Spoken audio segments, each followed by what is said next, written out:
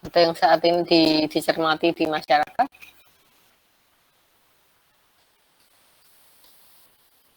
Perubahan perilaku apa?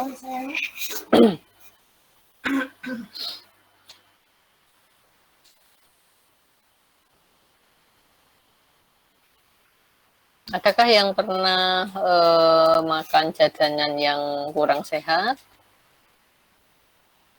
dulu gitu ya, dan sekarang baru tahu kalau itu ternyata tidak sehat?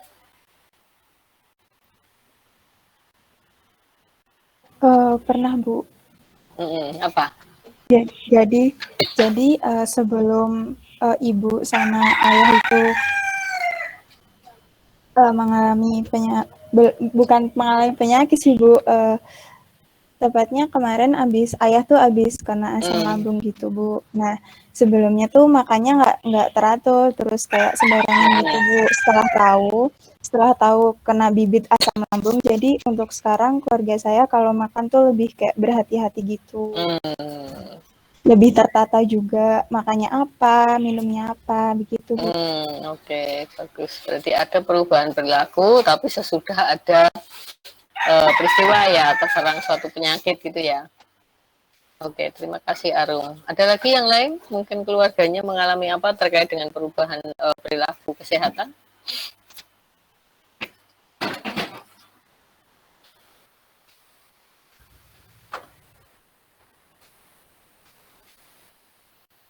Yuk, silakan. Atau mungkin mengamati perilaku anak-anak jajan. Ada Bu, sepupu saya. Ya, yuk silakan diceritakan Mbak gimana. Jadi sebelumnya saya mohon maaf Bu, tidak bisa on cam karena sinyal sedang tidak stabil di tempat saya. Enggak apa-apa. Jadi waktu dia ini serumah sama saya tinggalnya.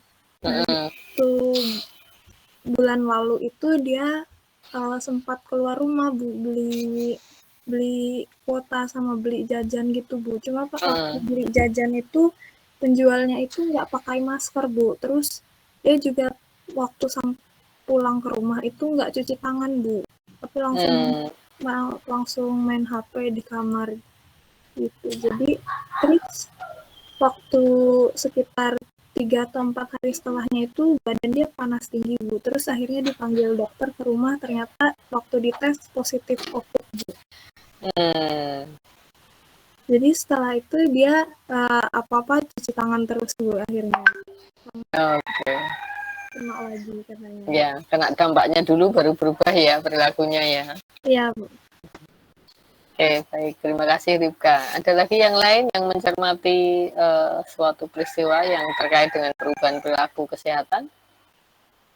Oke, monggo silakan Nafisa.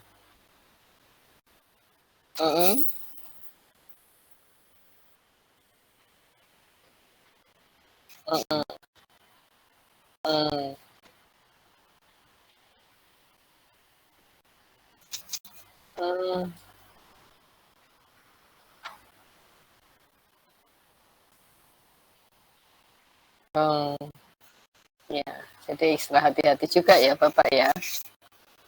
Oke, ya mudah-mudahan awet sehat Mbak.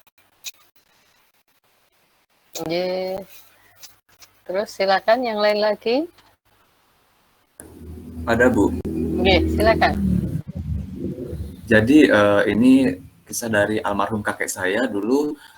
Beliau itu suka makan yang hanya goreng-gorengan, ikan-ikan, mungkin lauk pauk saja, tidak suka makan sayur ataupun buah-buahan. Sehingga menyebabkan pada akhirnya almarhum kakek saya itu terkena permasalahan pada sistem pencernaan yang mana fesesnya itu kering di bagian usus besar, jadi harus dioperasi.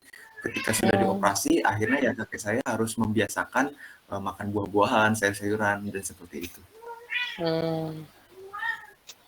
Oke, terima kasih Mas Wahyu. Jadi pelajaran untuk kita semua ya.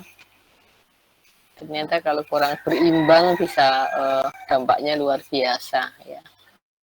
Oke, silakan. Ada lagi yang mau berbagi? Ada Bu.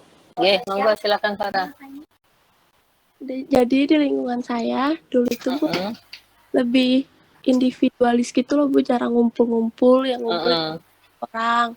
Tapi ya corona ini semuanya sering ngumpul-ngumpul untuk lakukan olahraga bersama, terus jemur bersama gitu Bu. Jadi lebih sama-sama lebih sehat, terus sama-sama juga udah lebih kekeluargaan gitu Bu. Oke, berarti ada ini juga ya, ada perubahan, tapi ini perilaku kesehatan di komunitas ya. Iya Bu. Artinya bukan secara individu gitu. Oke, baik. Masih ada lagi yang mau berbagi?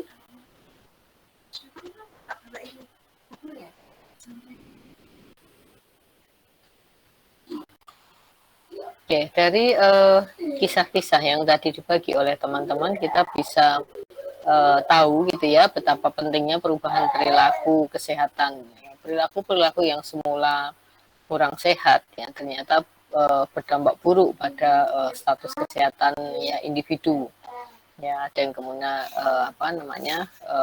terserang penyakit jantung, kemudian ada tadi ya asam lambung, kemudian juga ada tadi yang Wahyu ceritakan tadi ya, gangguan pada pencernaan ya, dan seterusnya gitu. Nah, artinya sebetulnya ada proses yang perlu ditempuh oleh individu gitu ya, upaya untuk mengubah perilakunya yang kurang sehat menjadi perilaku sehat.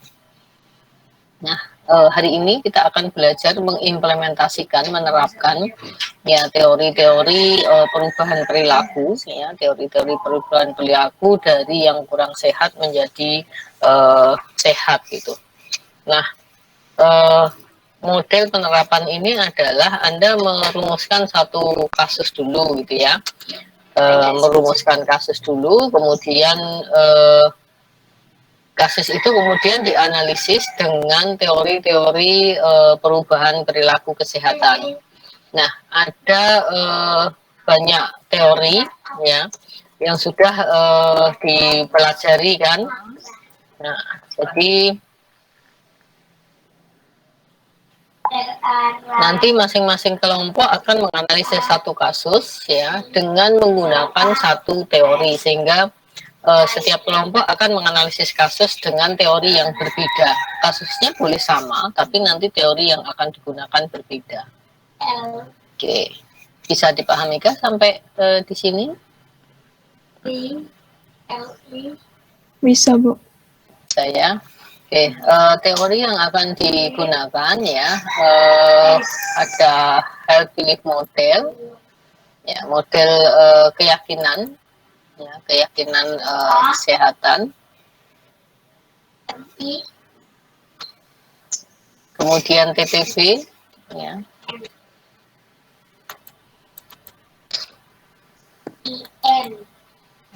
Ya, teori of planned behavior. Kemudian yang berikutnya adalah transtheoretical model of behavior change, dan yang terakhir adalah the health action process approach. Jadi ada empat teori yang akan kita gunakan untuk melakukan analisis kasus ini. Oke, nah kelas silakan dibentuk menjadi kelompok-kelompok, ya, kemudian berdiskusi menganalisis kasus itu. Oke, jadi ada 4 teori, jadi kelas dibagi menjadi 8 kelompok. Nanti 2 kelompok akan menganalisis kasus dengan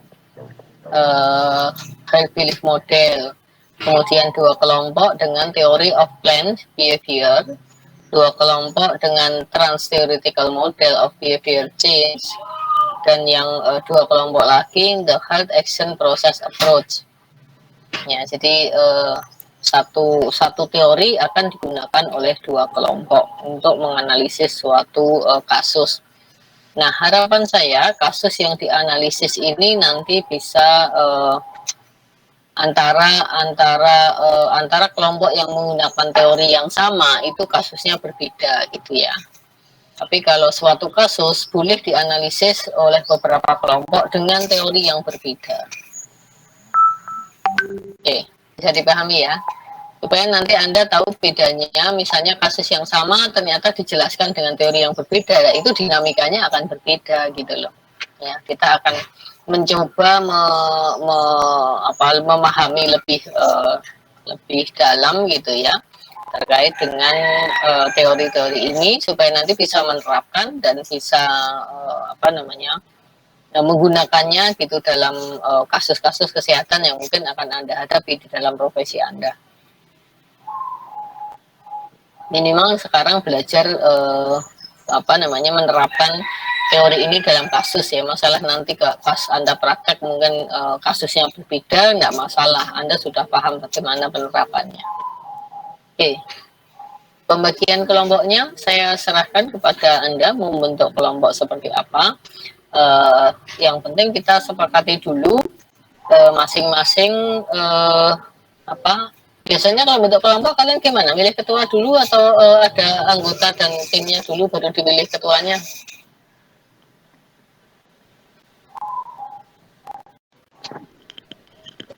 Biasanya pakai spin Bu.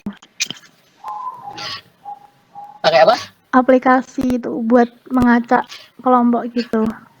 Oh, oke. Saya bisa dibantu. Aku belum tahu ya aplikasi ini.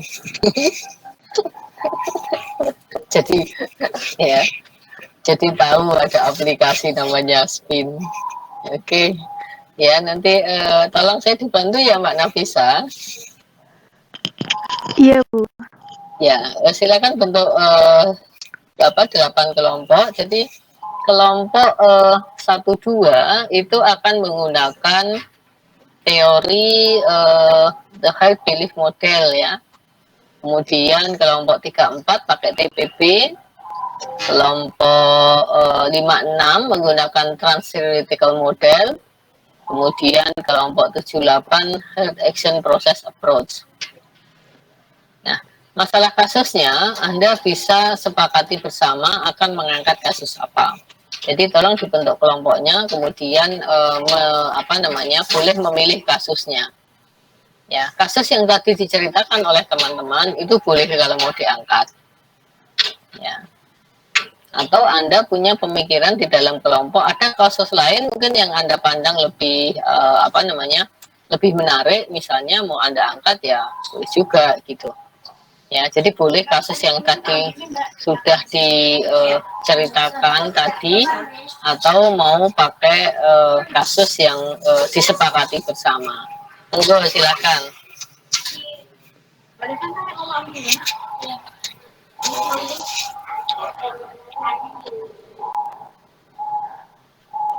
Oke, gimana usulannya? Pakai kasus yang tadi atau mau pakai kasus yang berbeda?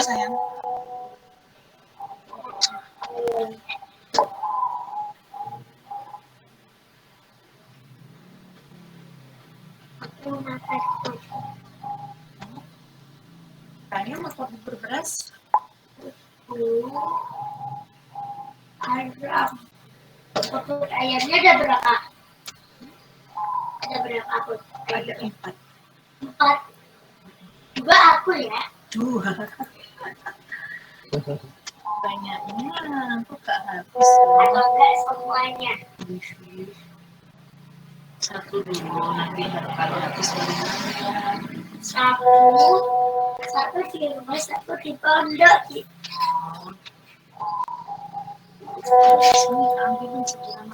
Sudah jam 7 loh, sudah lebih loh. Pulang di pesantren aja ya, tak mangkotin ya. Ya udah bawa bapak sendiri ya. Gak mangkok, oke. Nanti kasih. Tak bawain mangkok. Ya aku siap ini.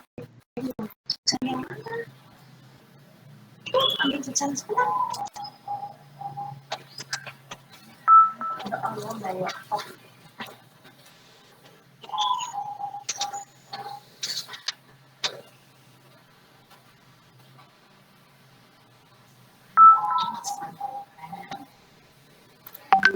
Oke, baik. Gimana kesepakatannya kasusnya?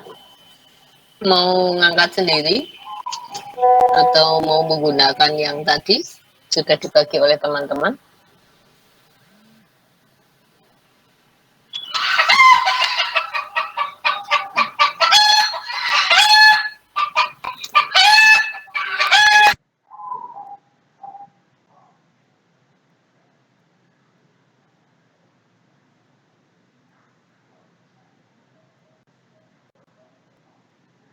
Oke, Nafisa apakah sudah mulai membagi kelompoknya? Iya Bu, ini baru di Proses ya? proses. Oh iya, ya sudah, kita tunggu dulu.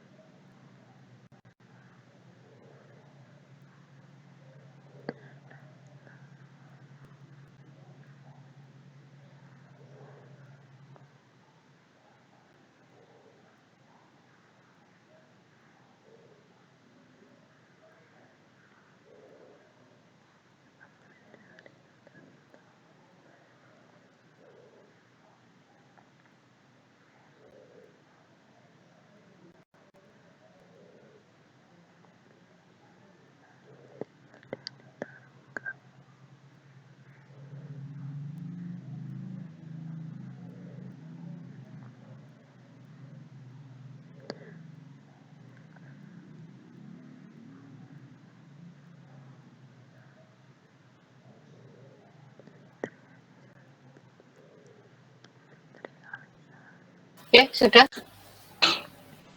terbentukkah kelompoknya? Aci mana jajannya? Sudah dimasukin? Iya, udah jajan itu aja. Kan sudah, apa belum? Poinnya nggak usah. Oke, yuk kesepakatannya mau cari kasus sendiri atau apa namanya mau menggunakan kasus yang tadi sudah dibagi? Ibu, saya izin usul. Oke. Mungkin karena ini masih proses juga pembentukan kelompoknya, bagaimana ketika nanti kasus yang ditentukan itu menyesuaikan dari tiap kelompok merembukan lagi gitu Bu. Nanti boleh dari yang kasus-kasus sudah disebutkan teman-teman tadi, bisa juga mungkin mencari kasus baru yang hampir serupa atau mungkin menyerempet dari kasus-kasus yang ada Bu. Iya boleh. Jadi saya juga mau menawarkan begitu, artinya boleh pakai kasus yang tadi atau mau mencari kasus yang lain. Salah satu keuntungannya kalau pakai kasus yang di sini ada yang pernah mengalami adalah ketika Anda butuh data-data macam-macam, Anda bisa langsung mengkonfirmasi, ya, sehingga datanya mungkin lebih detail. Kalau misalnya datanya itu tidak apa namanya sangat umum atau katakanlah tidak ada pengalaman atau hasil observasi terhadap pelaku atau pernah interaksi terhadap pelaku gitu ya, nanti salah satu kelemahannya adalah mungkin akan agak kesulitan kalau misalnya butuh data-data yang perlu dikonfirmasi atau digali lebih lanjut atau lebih dalam gitu ya. Itu tambahan dari saya. Jadi kalau misalnya bukan kasus yang dibagi tadi, tapi Anda punya kasus dalam keluarga Anda, atau teman Anda, atau tetangga Anda, atau kerabat Anda, silakan. Gitu. Tapi ada data observasi atau mungkin cerita yang pernah Anda peroleh yang cukup banyak gitu ya terkait dengan kasus itu, sehingga nanti kaitannya dengan data-data yang dibutuhkan gitu ya, itu maka nanti akan apa namanya akan bisa lebih detail nanti kalau butuh datanya gitu ya. Itu saja pesan saya. Jadi monggo mau kesepakatannya seperti apa.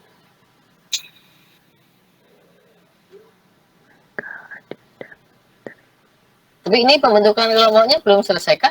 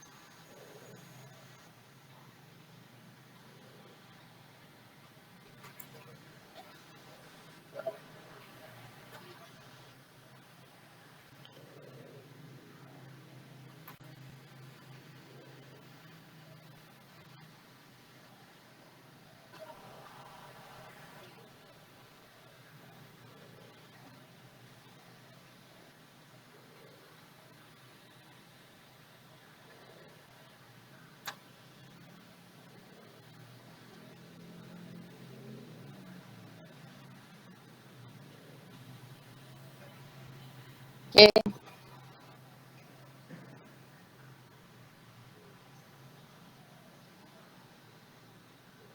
Sambil nunggu pembentukan kelompok, adakah yang mau ditanyakan dulu terkait dengan materi teori-teori perubahan perilaku?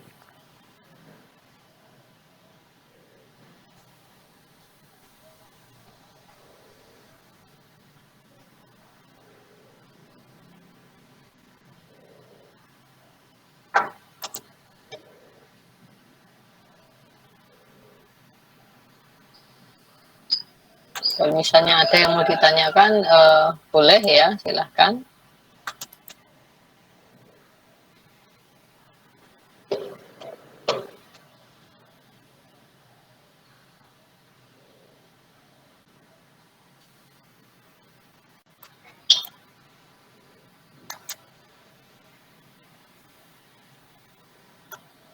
Adik, Ini yang mangkoknya adik ya.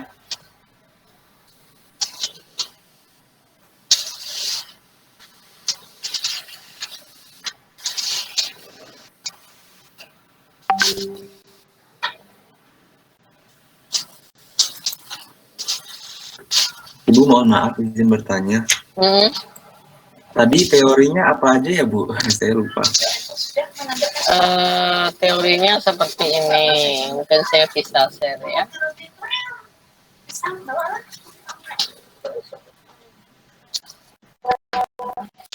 Kelihatan?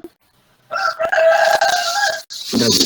Ya, teorinya yang ini ya. Saya harus pilih model. Ya, kemudian the theory of planned behavior, transtheoretical model.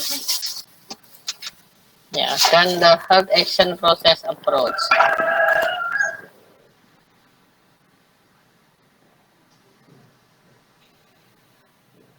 Nah,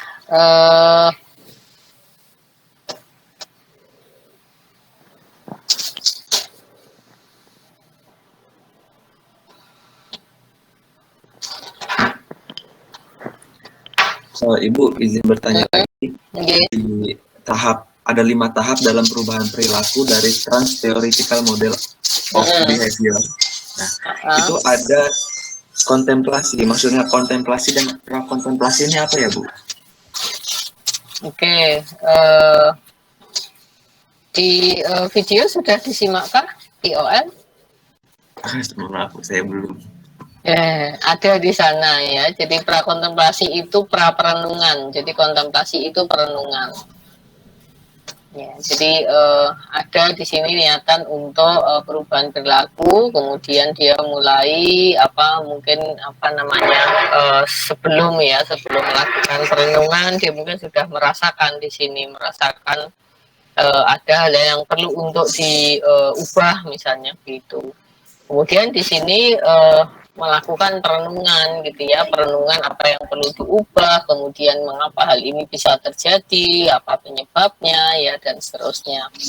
Jadi artinya di sini mulai proses mengevaluasi diri gitu ya pada masa kontemplasi ini. Nah, kemudian baru melakukan persiapan.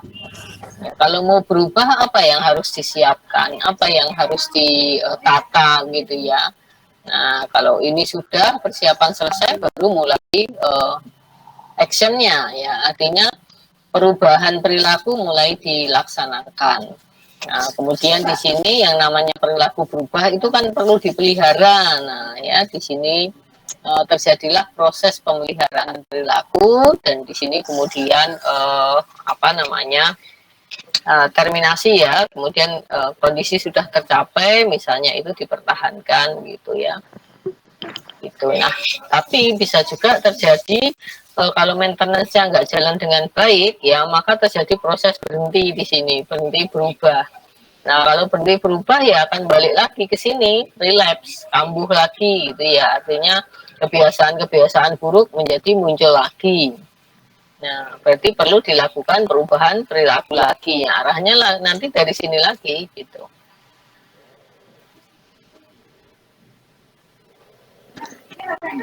Ya, bisa dipahami sampai di situ? Bisa Bu, terima kasih. Oke. Seingat saya di OL saya sudah memasukkan video-video terkait dengan bagaimana perubahan perilaku itu mestinya dilaksanakan, dan di sana juga ada contohnya gitu ya, contoh penerapan dari teori-teori itu. Ya, jadi sebetulnya kalau Anda menyimak materi di OL, teori-teori itu sudah ada kok contohnya di sana gitu. Ya, tinggal sekarang kita terapkan dalam kasus yang real gitu ya, kasus yang nyata yang mungkin pernah Anda alami, mungkin pernah dialami kerabat, keluarga gitu ya. Gitu.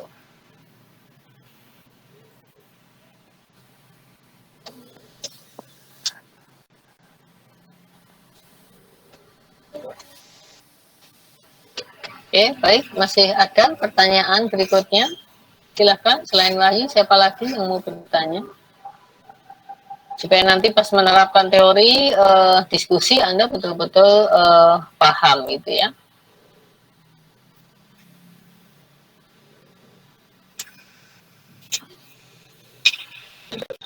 Monggo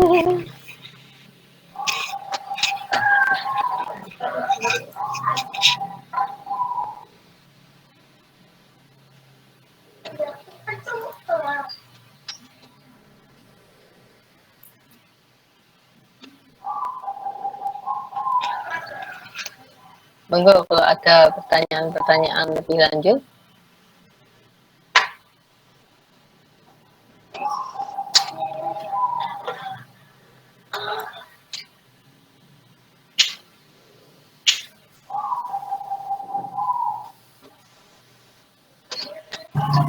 Izin bertanya, Bu.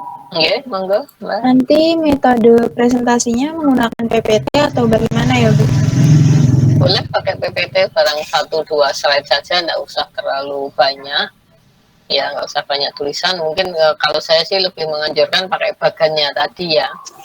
Jadi kan di situ ada bagan-bagan ya, untuk semua teori kan ada bagannya. Nah, silakan bagan-bagan itu diisi saja gitu, disesuaikan dengan kasus yang Anda yang Anda presentasikan gitu ya. Jadi misalnya tadi transtheoretical model tadi ya, kontemplasinya apa, kemudian kontemplasinya apa, ya, dan seterusnya sampai ke terminasinya. Ya, itu tinggal diisi apa yang terjadi pada kasus gitu ya, gitu. Jadi semua nanti menggunakan bagan yang sudah dimiliki oleh masing-masing kasus. Ya, tinggal kasusnya dimasukkan ke dalam bagan-bagan itu gitu. Jadi nanti presentasi itu sebenarnya presentasi bagan yang sudah diisi saja, ditambah bagian awal mungkin cerita tentang kasusnya ya, kasusnya itu apa gitu. Ya, nanti perubahan perilakunya seperti apa, dan yang terakhir harapannya itu apa gitu ya, perubahan perilaku yang terjadi apa. Jadi cukup 3 slide sebetulnya. Ya.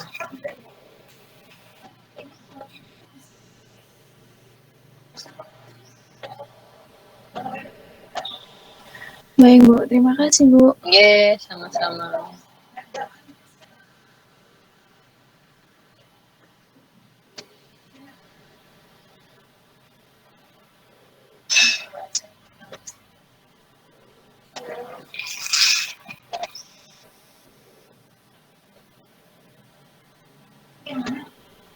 Ya, sudah terbentuk kelompoknya.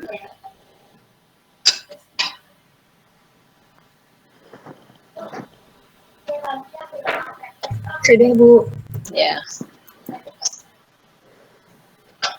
Oke, siapa yang jadi ketua kelompoknya?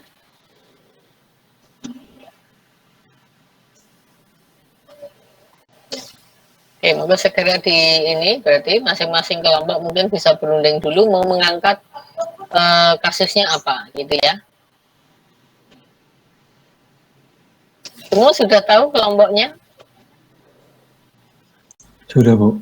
Ya, yuk. Silakan masing-masing kelompok yuk berunding kasusnya apa yang akan diangkat.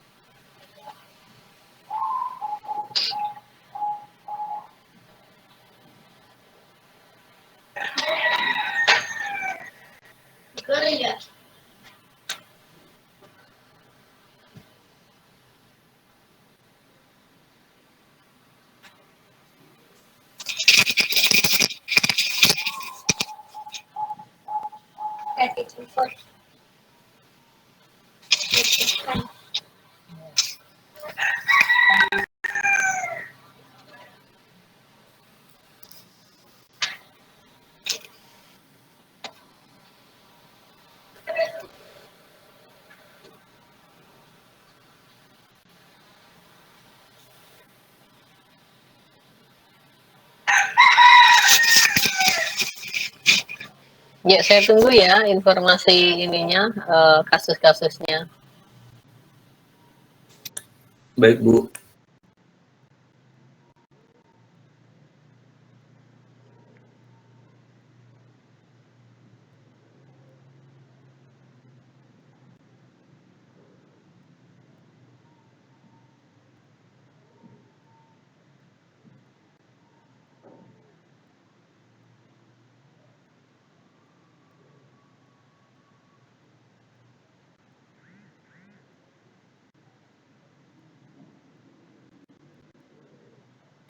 Jangan lupa menyimak dulu nanti sebelum melakukan analisis kasus bisa belajar lagi materi DOL di materi 5 yang tentang teori perubahan perilaku ya. Di sana sudah ada contoh-contoh video bisa disimak.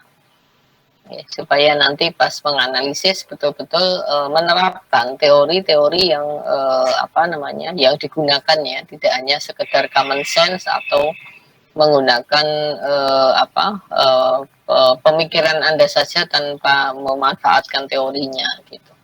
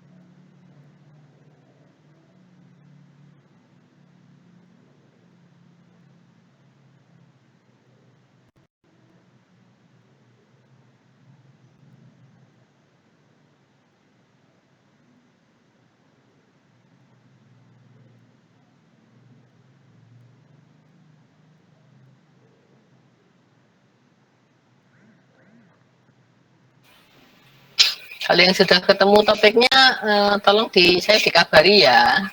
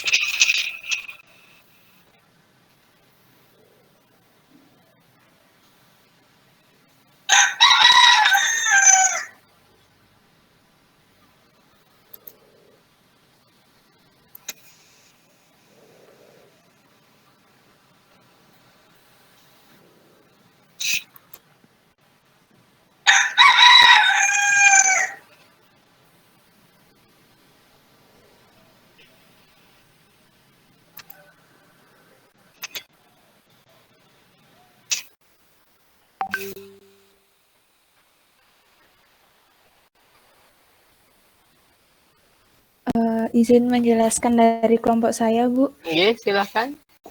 Saya ketua dari kelompok 7 mengambil judul kasus perubahan perilaku hidup sehat terhadap pemabuk berat, Bu. Jadi di teman saya itu katanya Pak D-nya dulu itu pemabuk berat, Bu. Terus melakukan perubahan-perubahan begitu, Bu. Nanti kelompok kami akan jelaskan dengan teori Trans-theoretical model of behavioral change. Itu, Bu. Oke.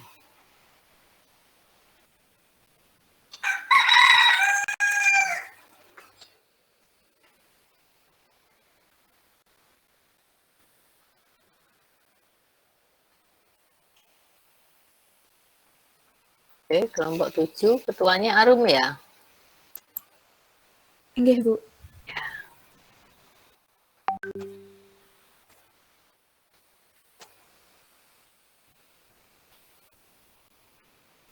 Oke, ada lagi kelompok yang lain sudah ketemukah? Ini kasus menarik ini ya. Dan sekarang banyak anak-anak muda yang jadi pemabuk.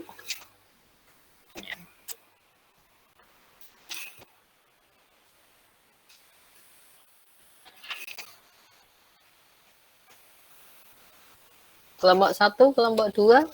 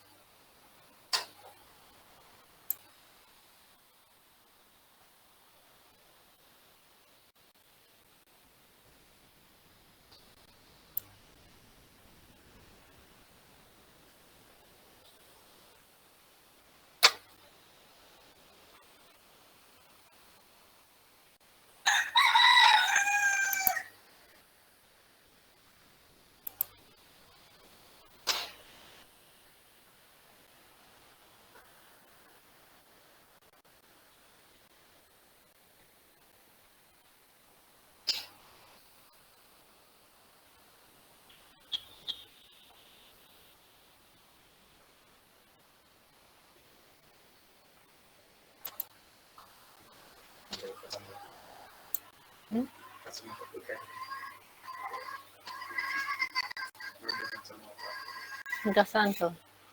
Kasaranso. Izin bertanya, Bu, boleh? Silakan. Di dalam teori saya itu kan tadi ada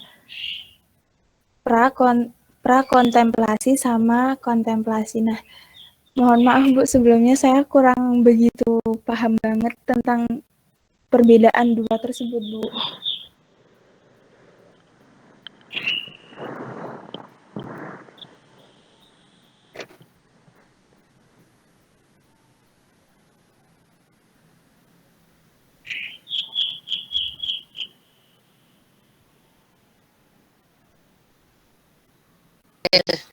Sebentar saya bukakan ininya, apa namanya yang di OL ya. Baik, Bu.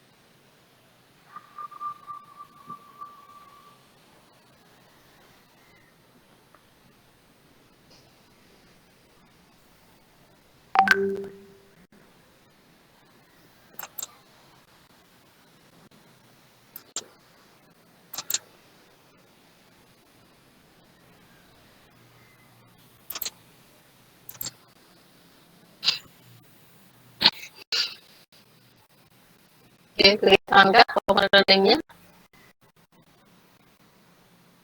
Kelihatan, Bu.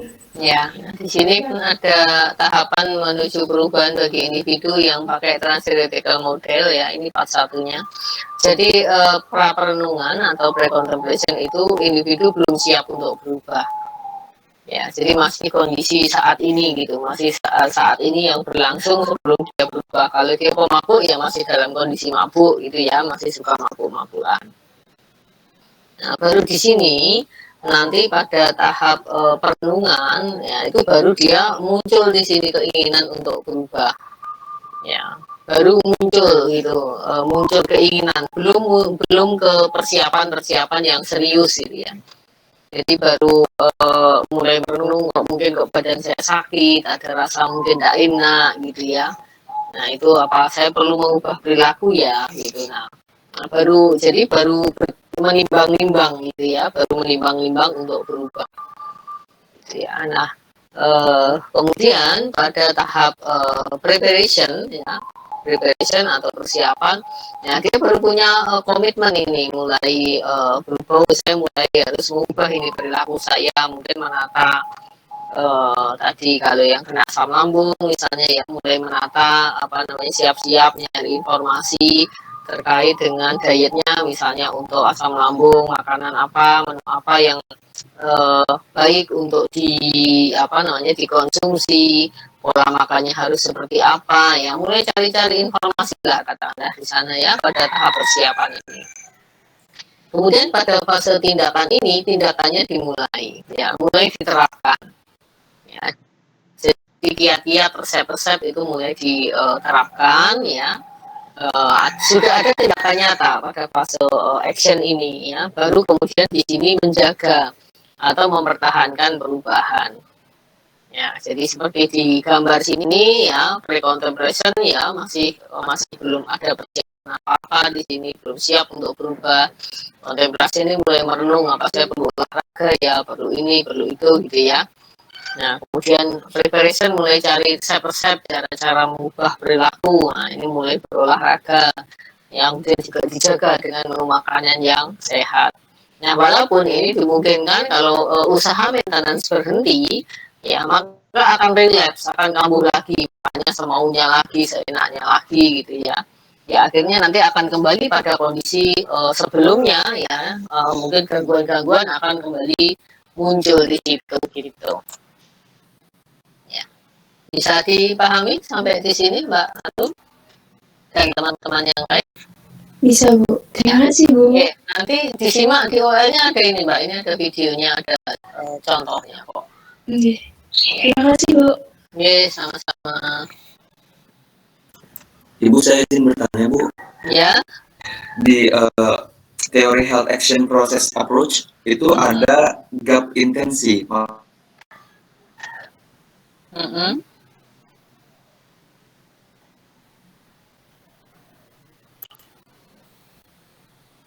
Sebentar, sambil buka kopean ya.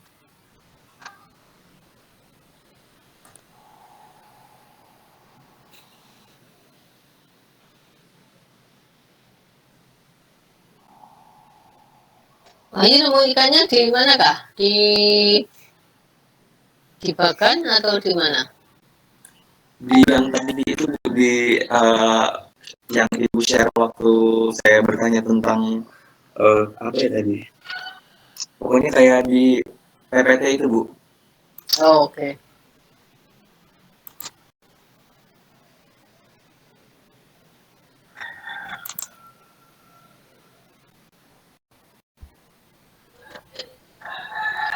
Ini ya, health action process, ya. Bentar, saya save. Saya tutup dulu.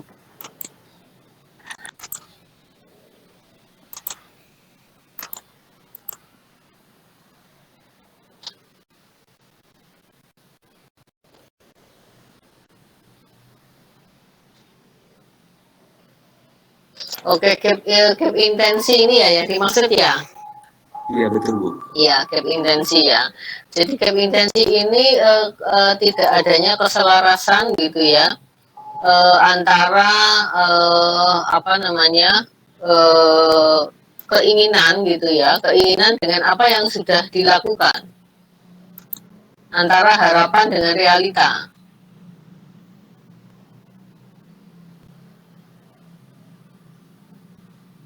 Jadi di sini apa namanya, seseorang itu ketika ingin perilakunya berubah, dia kan punya harapan ya, punya harapan atau intensi mau berubah menjadi seperti apa atau tujuannya gitu ya. Nah kemudian realitanya seperti apa. Nah itu kan ada kesenjangan. Jadi gap di situ yang dimaksud adalah kesenjangan antara apa yang diidealkan, yang ingin dicapai gitu ya, dengan kondisi yang saat ini terjadi gitu.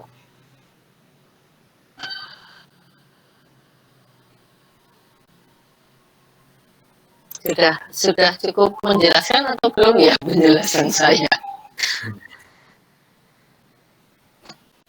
Ya. Jadi kesenjangan antara apa yang saat ini ada dengan yang seharusnya terjadi. Jadi antara kondisi yang diharapkan dengan kondisi realitas yang saat ini terjadi. Ya. Kalau misalnya tadi apa namanya, contohnya tadi kalau yang pemabuk berat misalnya ya, nah itu kan kondisi yang idealnya kan mestinya orang tuh nggak mabuk-mabukan kan gitu. Tapi nyatanya ya masih sering mabuk. Berarti kan di sini ada kesenjangan, ada perbedaan antara apa yang seharusnya dengan apa yang sesungguhnya terjadi.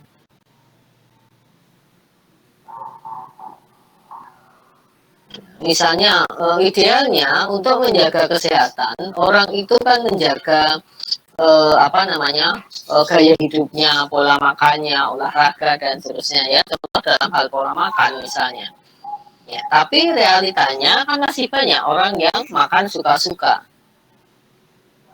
Jadi ketika orang makan suka-suka, maka ya terjadilah beragam gangguan kesehatan kaitannya dengan akibat makanan gitu ya. Misalnya kolesterol tinggi, mungkin menjadi tensinya tinggi, ya mungkin tadi ada asam lambung, ya atau mungkin lemaknya menjadi sangat tinggi. Nah, ini akan menimbulkan beragam masalah. Atau makan tapi nggak teratur, ya sehingga ada tukak lambung misalnya. Nah, jadi kan idealnya itu kan orang makan teratur dengan menu yang bernutrisi kan gitu. Ya, tapi realitanya nggak seperti itu. Gitu. Nah, karena realitasnya itu belum sesuai dengan bagaimana yang seharusnya terjadi, nah maka di situ perlu dilakukan perubahan. Ya, intensi itu sebetulnya kan keinginan gitu ya, keinginan orang untuk berubah dan itu sudah hampir memulai gitu. Itu yang dikatakan dengan intensi. Jadi contohnya kalau misalnya Anda mau sholat gitu ya, itu Anda sudah mau takbiratul ikram, itu berarti sudah punya intensi untuk sholat. Ya, kalau Anda baru ngomong aku mau sholat gitu ya, itu belum intensi gitu. Artinya intensi itu ke orang sudah niat banget gitu loh untuk melakukan suatu tindakan dan hampir memulai.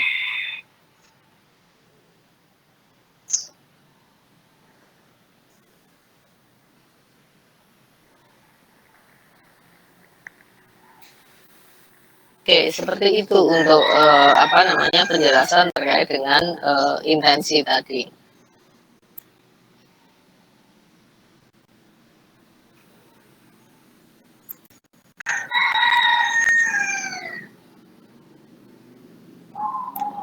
Mungkin bisa saya jelaskan dulu sebentar yang kaitannya dengan apa yang ditanyakan oleh Wahyu tadi ya.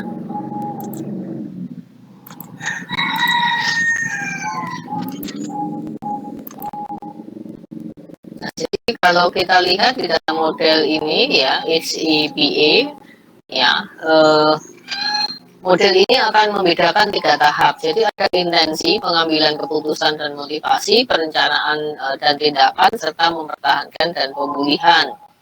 Nah, di sini apa namanya penjelasannya 3 target perubahan. Jadi yang perlu diubah itu adalah yang pertama ada efikasi diri. Ya, efikasi diri atau keyakinan individu bahwa dirinya mampu untuk melakukan perubahan. Jadi efikasi diri itu adalah seberapa kita menilai diri kita mampu untuk melakukan sesuatu. Ya, jadi misalnya efikasi diri kaitannya berenang. Berarti seberapa yakin kita bahwa kita mampu untuk berenang. Efikasi diri terkait dengan pelajaran matematika. Ya, seberapa yakin kita bisa mengerjakan soal-soal matematika, mengikuti pelajaran matematika gitu ya.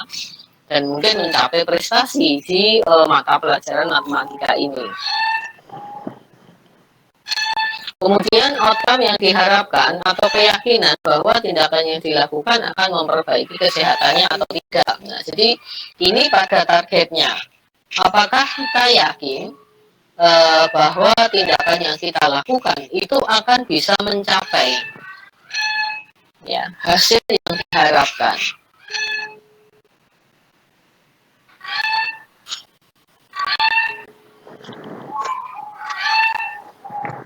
Jadi apakah usaha-usaha kita ini nanti akan bisa mencapai hasil seperti yang diharapkan? Kemudian yang ketiga itu kaitannya dengan persepsi risiko. Jadi kalau kita tadi seseorang individu melakukan perubahan perilaku itu kan karena ingin kesehatannya lebih baik kan gitu. Nah, apakah usaha-usaha itu nanti akan bisa menurunkan risiko? Ya, menurunkan risiko orang untuk terkena gangguan penyakit. Ya, misalnya risiko mengalami serangan jantung misalnya jadi menurun ya tadi dengan pola hidup yang lebih baik. Risiko misalnya asam lambungnya kambuh misalnya ya itu bisa diturunkan juga sehingga asam lambungnya mungkin nggak pernah kambuh ya sehingga kondisinya bisa selalu sehat walafiat misalnya. Ya ini akan dicapai dalam yang akan diubah di dalam teori yang ini Gagosian proses ini. Ya, jadi efikasi dirinya, jadi individunya punya keyakinan mampu untuk berubah, kemudian ada keyakinan bisa mencapai hasil, dan juga persepsi di sini ya bahwa pandangan bahwa perubahan yang dilakukan itu nanti akan berpengaruh terhadap